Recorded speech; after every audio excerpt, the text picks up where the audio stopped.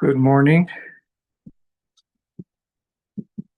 We had a break of a few weeks where we didn't have a shiur for various reasons, and now we're back. So might have been the war, it might have been the holiday, it might have been other things. Who remembers? It wasn't. We're going through unusual times. So it's so fitting that this shiur that we have today, we're having Dafka on Yom HaShoah, and Yom HaShoah happens to open a series of days that we commemorate and celebrate the situation in which we are during our days. So the Shoah commemorates the destruction of the European Jewry and the perishing of a third of our people, destruction of whole communities, of an entire world that was gone. And next week we will be celebrating, or first commemorating Yom HaZikaron, the price that we paid for what we will be celebrating the day afterwards, Yom HaAtzmaut, the regaining of our liberty and independence, and the establishment of Medinat Israel. These are things that are happening nowadays, and we are right now in the middle of fighting our enemies, and as we will see, not so different, maybe in different ways, but we will see that thousands of years ago, our ancestors were facing and dealing with similar situations, even during biblical times. So we learned the past few days, we learned Chagai, we started to learn Zechariah, and I want to devote today's shiur to Chagai, Zechariah, and Malachi, the next book that we will be seeing, who are the three last prophets. These are prophets that are at the beginning of the Second Commonwealth, the building of the Second Temple, and that is basically the end of prophecy. But when we are reading Chagai, we start reading Chagai, and okay, so it gives us a date, Bishnat Shtayim L'Daryavish, but not much more than that. So we have to understand the context, the historical context, the geopolitical context, in order to understand what Chagai is talking about and what is the significance of what that he is saying. And in order to do that, I would like to skip to the book of Ezra and Nehemiah that we will be doing only in a few months, but that gives the background to what Chagai is actually saying. So I'm opening at the beginning of the book of Ezra, and ובשנת אחת לכורש מלך פרס לכלות דבר השם מפי ירמיה, העיר השם את רוח כורש מלך פרס, ויעבר קול בכל מלכותו גם במכתב לאמור. Okay, so Chagai, Zechariah, and Malachi are at the return to Tzion. So we are reading about it now at the very beginning of the book of Ezra. So it was on the first year of Koresh that Hashem awakens his heart, and he establishes and he publishes this letter. כה אמר כורש מלך פרס, כל ממלכות הארץ נתן לי השם אלוהי השמיים, והוא פקד עליי לבנות לו בית בירושלים אשר ביהודה. So Hashem had ordered Koresh, so he writes in an open letter he publishes, to build him a home in Yerushalayim, in Yehuda. מי בכם בכל עמו יהיה אלוהיו עמו, ויהיה לירושלים אשר ביהודה, ויבנה את בית השם אלוהי ישראל, הוא האלוהים אשר בירושלים. So he tries to convince the people of Yehuda that are now living in his kingdom in Persia, go back to Yehuda and build a temple. בכל הנשאר מכל המקומות אשר הוא גר שם ינסו אנשי מקומות בחזר וזהב ובחוש ובהמה, אם הנדבה לבית האלוהים אשר בירושלים. Okay, so how does a king convince or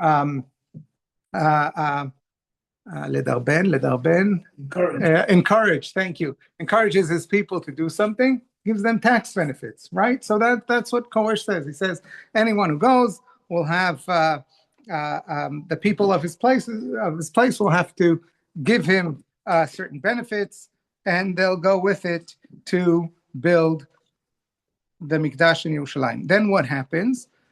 in פסוק ה' ויקומו ראשי האבות ליהודה ובנימין והכהנים והלוויים לכל העיר האלוהים את רוחו לעלות לבנות את בית השם אשר בירושלים. Okay, So people rise and go on to build Beit HaMikdash in Yerushalayim. But how many rise? So we know that not too many, but who? So it says, ויקומו ראשי האבות ליהודה ובנימין והכהנים והלוויים. Okay, so at the beginning of the pasuk it sounds, wow, everyone, yes, ראשי האבות, the heads of the families, and the Kohanim and the Levim are all going. But then it continues, לכל העיר האלוהים את רוחו. Those amongst them that Hashem had risen their spirit. Basically the religious ones. Yes, so not everyone. So a few pious Rashi Avot and Kohanim and Levim, they go to Yerushalayim. So this would be, if we'd have to compare it to our days, maybe Talmidei Hagra that are coming to Yerushalayim, to Tzfat, to Hebron, maybe a few, maybe before that. Okay. We make an analogy with the Mishkan. Maybe there is some analogy here, but the question is, what is the meaning? There it's building the Mishkan, here it's Beit HaMikdash, so I'm sure there is a connection. Very good. Everyone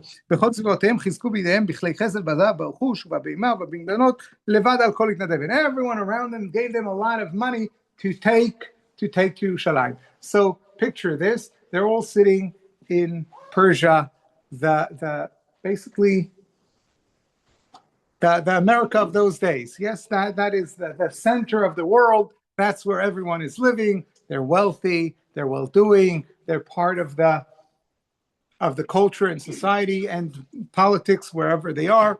You know, during this time, Mordechai Yehudi, maybe right before, maybe right after, it's not so sure, right? He's Yoshev B'Shar HaMelech, Lavush Dav B'Chesef. We have Esther HaMalka, maybe before, maybe after, but definitely during this time. So they're well situated in Persia. And a few go to Eretz Yisrael, and those who don't go, they're also great Zionists, right? What do? Exactly. They give a lot of money. So we have the minority going to Eretz Yisrael, and we have the majority that are supporting them. They probably had dinners and conventions and spoke about how great Zionists they are, but remained in Persia. And then we go on, והמלך כורש הוציא את כלי בית השם אשר הוציא נבוכדנצר מירושלים ויתנה בבית אלוהיו, ויוציאם כורש מלך פרס על ידי מטרדת הגזבר, ויספרם לששבצר הנשיא ליהודה. So Sheshbatzar is the leader of the Jews, and he receives reparations from Koresh Melech Paras. So Koresh must have been a very progressive. Yes, he not only is allowing them to go, but he is also looking back. Okay, what was taken? Okay, this originally belonged to you. We're paying you back. We're giving it back to you. And yes, it's like now all of a sudden they'll be taking out of the British Museum the Cyrus, what is it called? What we're reading about now? The Cyrus Edict, and give it to Iran, yes, or whoever it would be. Yes, this belongs to you, and that belongs to you, and okay, so he gives it back to them.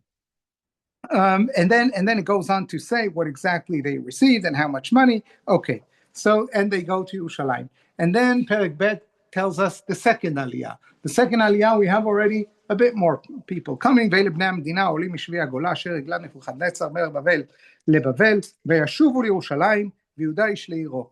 אשר באו עם זרובבל, ישוע, נחמיה, שריה, ראליה, מרדכי, בלשן, מספר בגבי, רחום בענה. Okay, so it gives us a whole list of the leaders and the people that came with them, and then it goes through the various families that came. So it's wonderful. We have more people coming. But with these more people coming, as in any such cases, usually when you're going to establish a new place, who goes there? Then okay, some idealists, but who else comes with idealists? All of those that don't find themselves in society. Those that in the old place are, for whatever reason, they're not really that well doing. They go to the new place to have a new beginning to themselves. And that is really what we read in Pasuk Nun Chet, Kol HaNetinim, Uvnei Avdei Shlomo. So who comes with them? The Netinim, the descendants of the Givonites, and those, the Bnei Avdei Shlomo. Shlomo had slaves from other people who weren't Jewish, but then who converted, sort of, and were part of Am Yisrael, but not really. And they also, so they're the ones that are coming with those who come from Bavel. ואלה העולים מתל מלח, תל חרשק ודן אימר, ולא יכלו להגיד בית אבותם וזרם מישראל הם, okay, there were many of those who came, and they couldn't really establish whether they're from Israelite families, yes?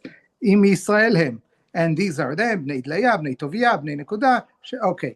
ובני הכהנים בני חביה, אוקיי, בני הקוץ, בני ברזילה, אשר לקח לבנות ברזילה הגלעדי אישה, ויקרא שמה אלה ביקשו כתבם ומתייחסים ולא נמצאו, ויגואלו מן הכהונה, and there were some families that used to be kohanim, but there was some question what exactly happened in their lineage and whether they're kosher kohanim, not kosher kohanim. They couldn't present their credentials, and therefore they were set aside from the kehuna. And now they join the people as well. Okay, so these are the people that come from Bavel, and that's why Chazal tell us in the Mishnah, Asara Yuchasin alu mi Bavel. Meaning there were a lot, and Rabbi Yehuda then says hundreds of years later in Bavel he was very proud of his Babylonian lineage, because he says what happened at the beginning of the Second Temple, all the problematic Yuchasim left Bavel, ve'asa'u leBavel solet nekiya. Only the well-to-do people remained in Bavel. So we know that in Bavel are the well-established families, those of good yichus, those who came to the land of Israel. Who knows who they are, where they came from? Okay, so those are the aliyot that come to Eretz Yisrael. In other words, let's think of the mood of the people. By the way, we don't, Chagai, Zechariah, and Malachi are not in the picture yet. Yes, at this point they're not mentioned. They're not in the picture. Soon they'll get into the picture, and we'll see at what point exactly. But let's imagine to ourselves what is the mood of the people in Eretz Yisrael at the time.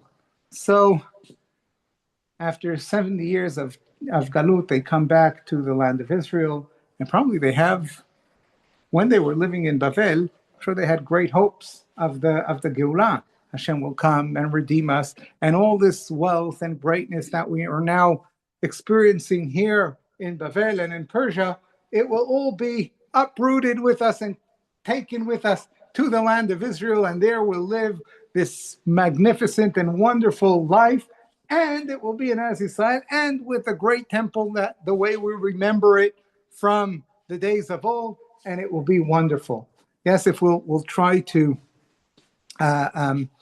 describe it in a way that people would say today, the temple will come down from heaven out of fire and will be established on its place, and everything will be wonderful. And this is not what is happening. So we have all of these Nebuch people coming from Bavel, together with these idealists. So we could imagine what the society in the land of Israel looked at the beginning, and how many people come. So at the beginning, very little. Then with Ezra and Nehemiah, what we read right now, another 42,000. Not too many people. And they all, where do they establish themselves? Around Yerushalayim. We are told that a list of the cities. So a few cities around Yerushalayim. Okay, a small place around Yerushalayim is now being established. Moshavot, we could call them whatever we want to call them. Okay, so what is happening? So מראשי האבות בבואם לבית השם אשר בירושלים התנדבו לבית האלוהים לעמידו על מכונו. So now we have volunteers that come and say, okay, here we are. We came to Eretz Yisrael. We're going to build the temple. ככוחם נתנו לאוצר המלאכה זהב דרכמונים. Okay, so they gave money, and now they are going to build the temple. Is that what is happening? No. וישבו הכהנים והלוויים ומן העם והמשוררים והשוערים והנתינים בעריהם וכל ישראל בעריהם. Each person went back to their old city where their family used to live. They reestablished their home, they rebuilt themselves, and now they are beginning to live life in their city. Life is so difficult. Who has time to now start thinking about the temple? However, ויגע חודש השביעי ובני ישראל בערים. Came the 7th month, that is Tishrei, and the children of Israel are in their cities. However, at that point, ויאספו העם כאיש אחד אל ירושלים, עלייה לרגל, they all come to ירושלים. והיה גם ישוע בן צדוק ואחיו והכהנים וזרובבל בן שאלתיאל ואחיו, ויבנו את מזבח אלוהי ישראל להעלות עליו עולות, ככתוב בתורת משה, איש האלוהים. And at that point, they built the mizbeach, the altar. They didn't build the Beit HaMikdash yet, only the altar. והכינו המזבח על מכונותיו, כי ואימה עליהם מעמי ארצות. ויעלו עליו עולות להשם, עולות לבוקר ולערב. So they build the altar, but that's it. Why? Because they are afraid of who? The people of the lands. All of a sudden we discover, just a minute, Eretz Yisrael is not empty. They came back to a land with people. And they can't just do what they want because they're afraid of the people who are living around them. Now, in what sense are they afraid? We'll see in a moment. Okay, so they start to celebrate the Chagei Tishrei, ועשו את חג הסוכות, ככתוב, ועולות יום ביום, במספר, כמשפט דבר יום ביומו. They bring all the korbanot, as it is said in the Torah. Don't you need energy to tell you where to put the mizbeach? Very good. So the different mefarshim discuss whether there was a Navi that told them, and the Chazal say that Chagai, Chayav, and Malachi, they told them where to build it, even though it doesn't say it here. Some of the commentators say that the foundations of the old Mizbeach were still there. And that is Vayivnu et Mizbach Hashem Elohei Yisrael. Where is it?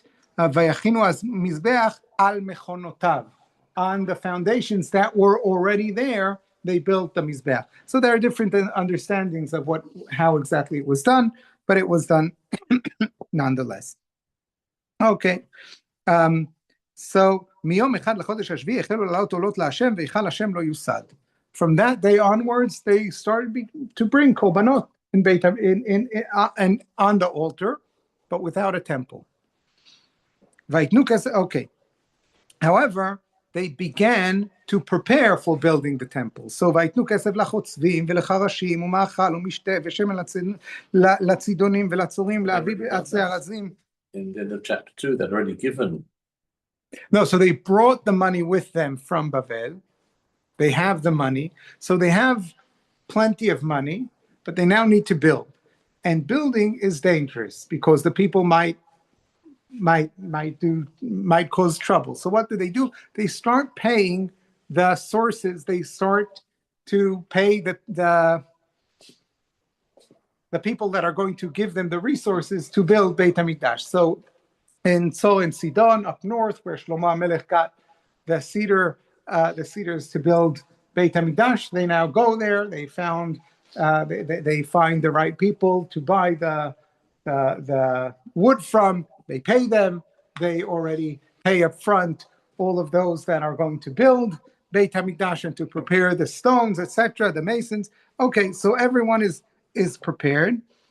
Kerishion Koresh Melech Paras Aleim, as are all according to the Rishayon, the permit they have from Koresh, the king of Persia.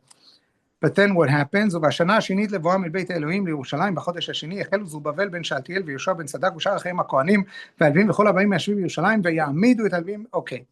Now, at that point, the second year since they came, on the second month, okay, that is Chodesh Iyar, now they start actually going to establish Beit HaMikdash itself. And now I'm reading in Pasuk Yud, פרק ג' פסוק י' ויסדו הבונים את היכל השם ויעמידו הכהנים מלובשים בחרוצות. Okay, so what does it mean? ויסדו הבונים את היכל השם. ויסדו, they made, how do we say, טקס אבן הפינה. They put the foundation stone to Beit HaMikdash. So they had a big ceremony and everyone came and everyone was so happy. They put down the foundation stone. Okay. ויענו בהלל ובהודות להשם כי טוב, כי לעולם חסדו על ישראל, and they are singing and praising Hashem for all the goodness that he bestowed upon them. וכל העם הריעו תרועה גדולה בהלל להשם על הוסד בית השם. And all the people are singing and praising for this to happen. However, ורבים מהכהנים והלוויים וראשי האבות והזקנים אשר ראו את הבית הראשון ביוסדו, זה הבית, בעיניהם בוכים בקול גדול. We have the elders that remember Beit HaMikdash that was, and they see what they're planning to do now, and they cry. They cry. This is not what we had. Now, first of all, probably they had whatever money they had. They didn't have enough to build the great Beit HaMikdash that was during the great. Remember, the first Beit HaMikdash that was there, that was built by Shlomo HaMelech, was built when Am Yisrael was at its highest, the most prosperous. Shlomo HaMelech had immense wealth to build Beit HaMikdash, but it was a great Beit HaMikdash. Now, what could they have built? Yes, you don't have too many people, you don't have too much wealth, so you're quite limited with what you could actually build. That is the one thing. But also from another point of view, in the Beit HaMikdash, what was at the center of Beit HaMikdash? In the Holy of Holies, what did you have there? The Aron. And one might argue that the Aron is the main thing in Beit HaMikdash. I don't want to say furniture because it's more than furniture. It's the heart of Beit HaMikdash. The Aron, in it Luchot HaEdut, upon it the Kruvim. That is where Hashem met with Moshe, right? That's why it's called Ohel Moed. That is where, and now this Beit HaMikdash doesn't have the Aron. So what is it? It's just an imitation. It's an imitation of what used to be. They don't have the ark. They can't really build Beit HaMikdash. Sorry? Yes, exactly. So they're crying. What we're having here is the great disappointment. And here I want us to try and think in terms of our days as well. We have people, we have Am Yisrael 2,000 years, which is much more than 70 years, dreaming of the days of coming back to Eretz Yisrael and imagining it in שיר המעלות בשוב השם את שיבת ציון, היינו כחולמים, אז עם כאפיקים בנגב, בשוב השם. What is אפיקים בנגב? אפיקים בנגב is like the desert floods, right? Flash floods in the desert. Did you ever see a flash flood in the desert? It's all dry, and then all of a sudden, out of nowhere, you have all this water comes and washes everything over. That's how we imagine the Geulah, right? So yes, the most difficult time and things are terrible, but then all of a sudden everything will be great. And then we know how the Geulah actually comes. It's kima, וככל שהיא הולכת, היא רבה והולכת, but it takes time. And there are ups and there are downs, and soon we'll see that how the Nevi'im deal with all of that, but the people are disappointed. Even during these times, we see, so part of the disappointment are the old people that are crying. And I'm sure that the younger people, when they look at the older people and see them crying, then it also makes them feel, well, who knows, maybe what we're building is really not as wonderful and glorious as it could or should be. Okay. ואין העם מכירים כל תרועת השמחה לכל בכי העם. You're not able to tell the jubilation because of the great cry of so many. כי העם מרים תרועה גדולה והכל נשמע עד למרחוק. Okay. But then what happens? With all crying and everything, then even worse. וישמעו צרי יהודה ובנימין כבני הגולה בונים היכל השם אלוהי ישראל. The enemies of Am Yisrael hear about this. Now, enemies, I'm not sure enemies is the right translation. Tzarei Yehuda, those who Adjective. I don't know if it means we are the competitors. We are competing over the same land because they're living here, and we are coming because we were here 70 years ago, and now, okay, so now they come, and what is the first thing they try to do?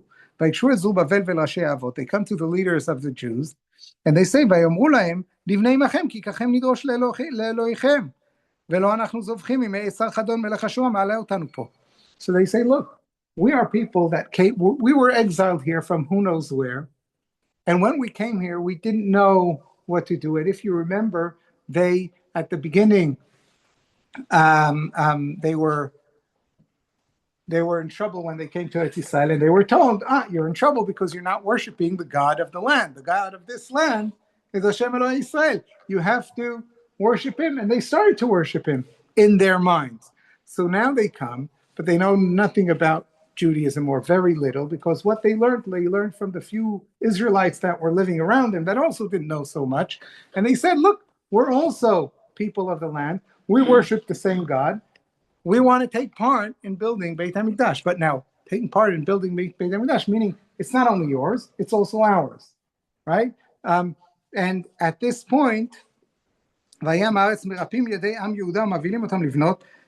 sorry. So at this, ויאמר להם זרובבל, פסוק ג' ויהושע ושאר ראשי האבות לישראל, לא לכם ולנו לבנות בית לאלוהינו, כי אנחנו יחד נבנה להשם אלוהי ישראל, כאשר ציוונו המלך כורש מלך פרס. No, it's not for you and us together to build Beit HaMikdash, but we, yachad here means alone, okay? Yachad in modern Hebrew means together. Yachad comes from the word beyichud, alone, yes? So we alone will build Beit HaMikdash, kasher tzivanu hamelech Koresh melech Paras, as we have a permit from Koresh, the king of Persia. Once they heard that, vayam haaretz merapim yedei am Yehuda umevahalim otam livnot. At that point, the people are living around say, okay, if we're not part of it, then we don't want you to come and start your own thing. We've been here now for 70 years. All of a sudden you're coming, you say you were here before, you're building this temple. So they're trying to stop them. What is the best way to stop them? So they hire the best lawyers. All the days of Koresh until the days of Daryavish, they try and succeed to stop them. And then we go through a whole letter that they write to the king of Persia. It says here it's Achashverosh. Maybe it's the Achashverosh from the Megillah, very, very likely. And we are given the whole letter.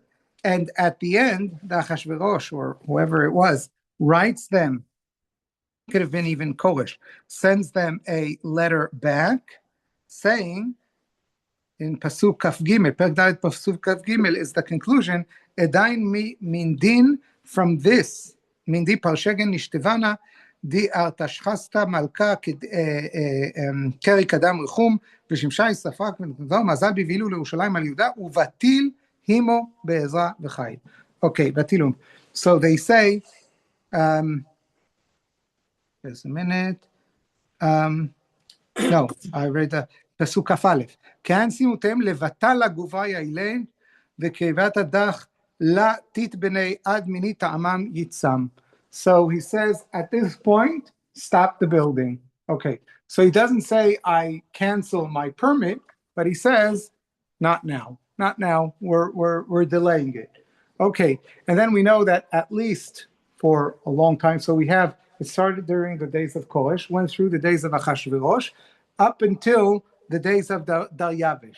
So Achashverosh was 12 years king, more or less, and then there was Koresh before that and Daryavish after that. So we have I don't know, 13, 14, 15 years where Beit HaMikdash is not being. So we have the foundation stone was laid, but the Beit HaMikdash was not built. And in the meantime, people in the land of Israel are living their lives.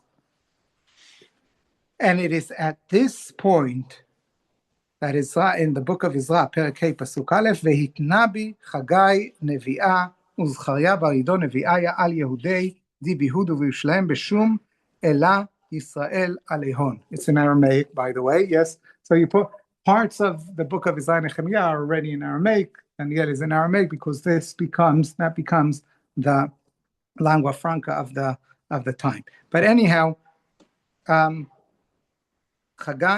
and Zechariah at this point, after Am Yisrael are not building Beit HaMikdash, that is when Chagai and Zechariah are prophesying. Okay, what is the prophecy? This is where we go to the beginning of Chagai. And now the Nevuah of Chagai will make sense. So what is the situation? Already, who knows, 14 years, Beit HaMikdash, the foundation stone is there, but Beit HaMikdash is not being built. Why? Because there is no permit. The people of Israel are being established in the meantime in the new Judea, rebuilding their lives and themselves. Okay. And at this point comes Chagai and says, Bishnat, they're probably using the Mizbeach. Yes, the Mizbeach is already there, and they're bringing korbanot. That we're not told that stopped, so that probably still continues. בשנת 2 לדריווש המלך בחודש השישי ביום אחד לחודש היה דבר השם ביד חגי הנביא אל זרובבל בן שאלתיאל פחת יהודה ואל יהושע בן יהוצדק הכהן לאמור. So this is what he comes to tell the leaders. כה אמר השם צבאות לאמור, העם הזה אמרו, לא אתבוא את בית השם להיבנות. The people are saying, it's not the time to build בית המקדש. Why not? Because we don't have the permit. ויהי דבר השם ביד חגי הנביא לאמור, העת לכם אתם לשבת בבתיכם ספונים והבית הזה חרב. How could you say that? You are sitting in your own homes, you've now established and built your homes, and you're well comfortable in them, and you are saying it's not time to build a home for Hashem. The home of Hashem is still destroyed.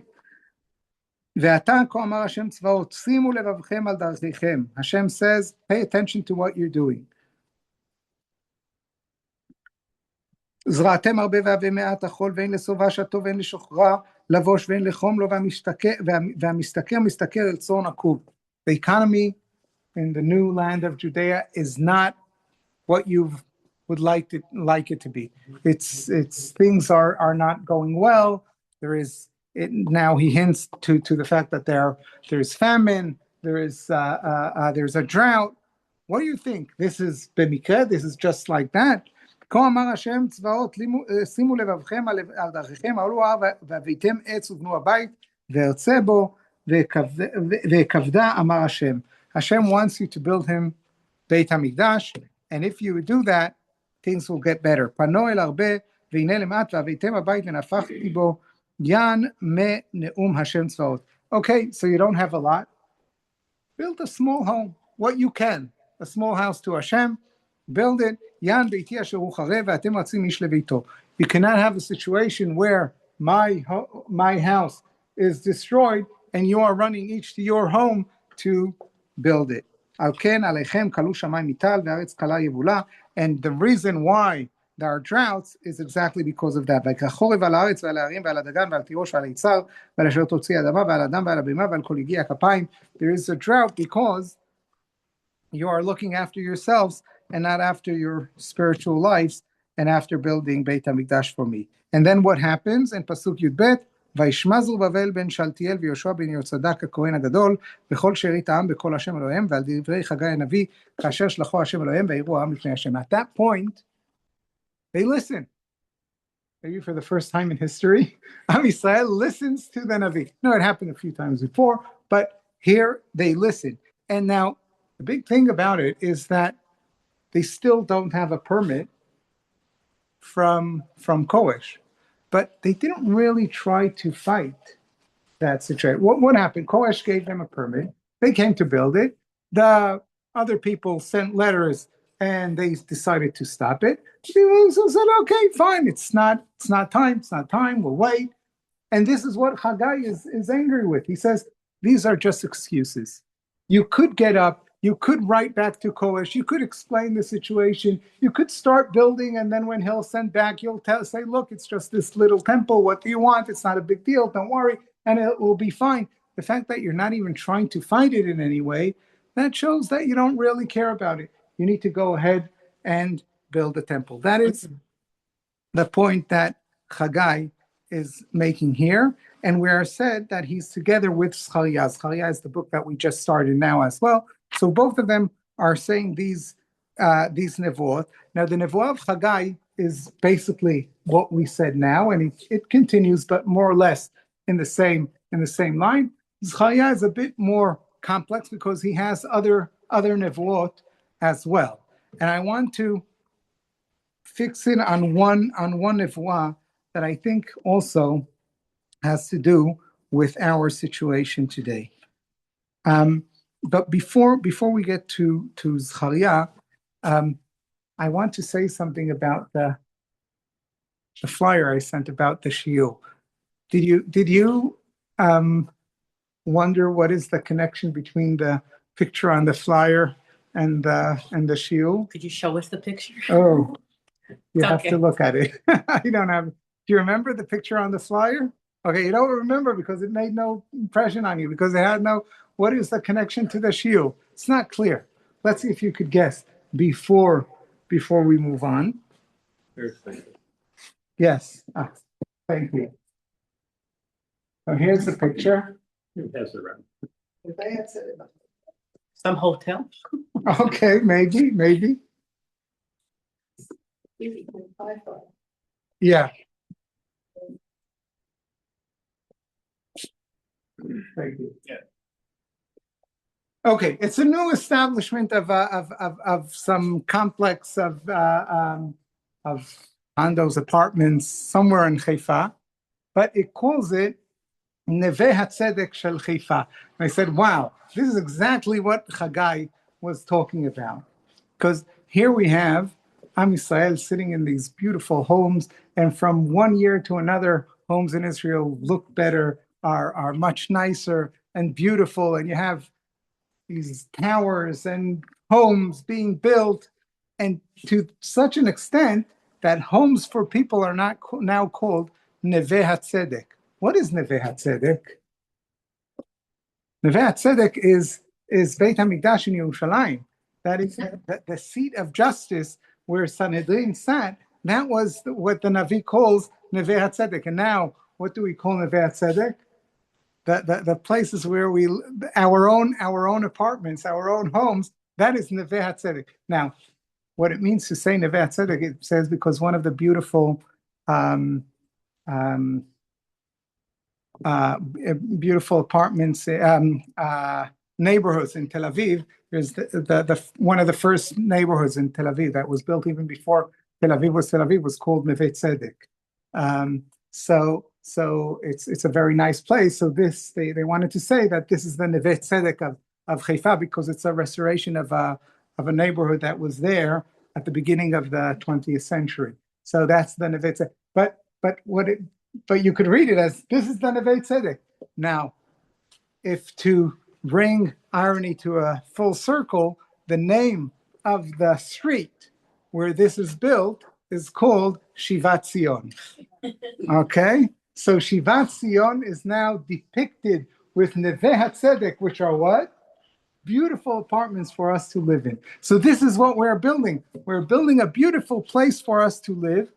But what about a spiritual center? What about bringing the people together? What about us being the people of Hashem? Neve HaTzedek is something very different in our cultural and religious awareness. So that I thought is a good way to depict the Nevuah of Haggai. So that's why I put it there. Good catch. Yes. I didn't think someone would that it would be picked up, but I thought that I'll say it in the Shiur just to visualize what it is that Haggai is talking about and its possible connection to our days. And then we have Zechariah, who says similar things, but in a different way. But he says a lot of things, so I don't want to talk about everything that he says, but I want to, just in 2 minutes, to refer to a specific famous nevuah of him that we read in one of the Haftarot, and that is at the end of Perek Chet,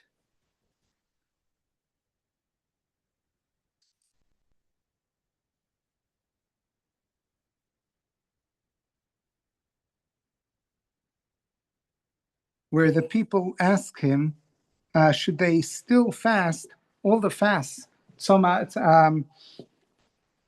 all the fasts that they had before coming back to Eretz Yisrael, Tzom HaRavi, Tzom HaChamishi, Tzom HaShvi, Tzom HaAsiri, should we still fast these? Because here we are back in Eretz Yisrael. And this shows us the duality that the people of Israel were in during those days, because they came back to Israel, but it's not as they depicted it, or as they hoped that it will be. So on the one hand, we're still disappointed. On the other hand, well, things are much better and things are going to a positive direction. Should we still sit and cry, right? Today, people feel many times, I hear this a lot as a rabbi, on Tisha B'Av, how could I sit and cry and mourn on Tisha B'Av when I see around me everything is being rebuilt, etc.? So at this point, says Zechariah to the people,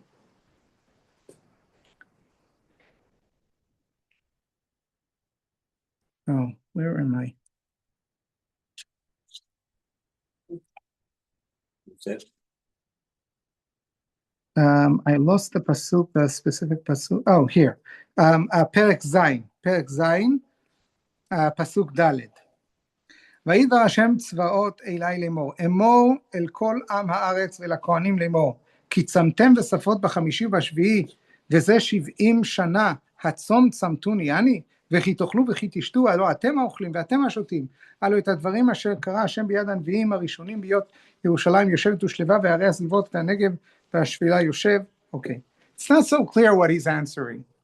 The answer is very ambiguous. There are different ways of understanding it. Some of the commentators understand that he's saying you shouldn't fast. Some say that he's saying you should continue to fast. It's not so clear. The Gemara itself is ambivalent about the meaning of these psukim. One way of understanding these psukim is that Zechariah is telling the people, why did you fast? Did you fast because of me? You fasted because of you. You weren't doing what you had to do. You weren't doing that, and this is what he goes on to say.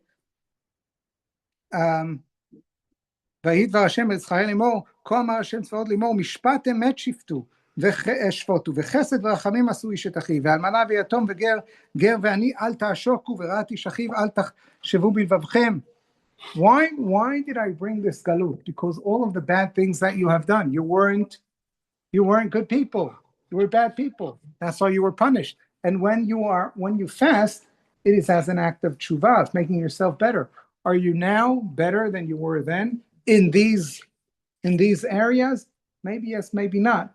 You're not perfect yet. You still have tshuva to do. You still have what to strive for. And if I put Zechariah and Chagai together, and I bring these nevuot to our days, and now questions about should we or shouldn't we fast during these wonderful, great days that we are in, then the answer I give myself is that I look around and I see the wonderful things that Hashem is doing to us and the wonderful things that we are doing as a people. But then I ask myself, is this great material rejuvenation accompanied with a spiritual awakening to complement it as a people? And there I'm not sure. I think that a lot is done, meaning in some segments of Am Yisrael there is a great spiritual awakening as well. But we have the majority of our people who are not connected to it as all, and are just living their lives totally oblivious of Beit Sinai and our special connection with HaKadosh Baruch Hu and what it means and its history. And these things are not getting better from one generation to another, but naturally they're getting worse from generation to generation, because the first generation that leaves tradition, well, they're still aware of it to one extent or another. The second generation still remember their grandparents, but then you get to the third and fourth generation, they don't even have that connection. And sometimes you could go to some parts of Eretz Yisrael and wonder what is exactly the connection, and whether we are going to continue to be able to continue and remain and live as one people with one common denominator that holds us together. And These are the things that we have to worry about and think about. And perhaps this is what Haggai has in mind, because Haggai is living before it happens. So Haggai looks at Am Yisrael and he's saying, look, they're building wonderful homes. They're establishing a country. Yes, but if there is not one spiritual center, then what is going to happen to all of this? Where is it going to? What is going to be the end of all of this? And this is what Zechariah is saying. You still have to, there's still so much for us to do. There's still so much tshuva for us to do. There's still so much for us to accomplish and to go forward to. From a spiritual point of view, we mustn't feel complacent because things are great. Things are great from a material point of view, and in some areas also from a spiritual point of view, but we mustn't forget that there's much more that we have to do and that we should strive for. So during these days, remembering what we lost, that this day commemorates the significant world of Jewish Torah, religion, and Jewish existence that was lost, and Jewish life that was lost, and bearing in mind that even with everything that is and will still be rebuilt, we also have to think of the spiritual aspect of rebuilding ourselves as a nation. Be'ezrat Hashem. Yom Tov. Good day.